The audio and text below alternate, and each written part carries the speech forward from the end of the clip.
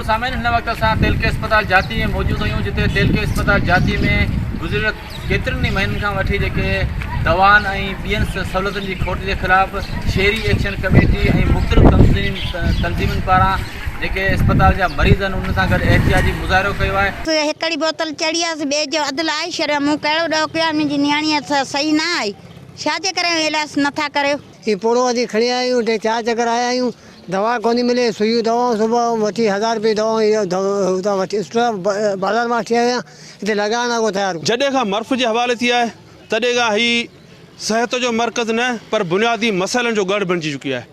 असीं आला इंतिज़ामिया खां इहे घुर था करियूं त या त हिन तेलका अस्पताल में सुधार आणे, हिन जी में दवाऊं ऐं डॉक्टरनि जी खोट पूरी कई वञे त जीअं हिते जा मक़ामी ग़रीब मिसकिन उन मां फ़ाइदो हासिल करे सघनि। मुतालबो कयो आहे त जेके तेलके अस्पताल जाती आहे उन में बुनियादी सहूलियतूं ॾेई हितां जी जेका आवाम आहे उनखे इलाज जूं सहूलियतूं फ़राहम कयूं वञनि।